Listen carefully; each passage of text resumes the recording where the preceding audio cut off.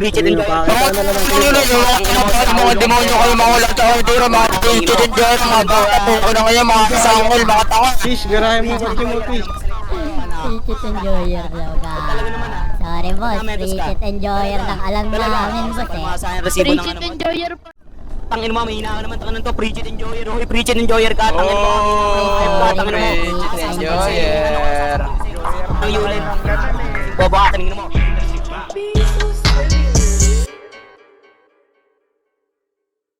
Kita mo ko sa daan, mabilis pa ako kasi kamagaan na panis ka ano, nainis na ako, parang di ko na makita pambihira, teka lang, lumihis na ba to? Bye-bye sa iyo, talagang mamimiss mo ito, napakain ng abono, nag-shift na ako, dumikit ka ba o? Talaga, totoo, malayo ating agwat, huwag ka mag-ina. Siya nasinda, huwag ka umiyak, yung chip pati kotse niya ay nasipa, sabay kami dalawa, sumipat, sumagad, noong VTEC uway kumagat, napamura na lang siya ng tangina, nag-blink auto mo parang magina, grabe ha, kargado daw sabi niya, pagtaas ng hood stock makina, matik si Baktila para bantroso, totoo daw di ako nang loloko, di niya maabot kahit na tinutodo na parang kanta maganda pagkatono, bababa ang auto kahit malubak, sagot ko ay oo nung sabi niya stop, pagsilip niya sa loob bigla na shock nung nakita niya laptop sa gilid ng box, siya'y nasibak, siya'y nasibak, bak, bak, siya'y nasibak, siya'y nasibak, bak, bak, siya'y nasibak, siya'y nasibak, bak, bak,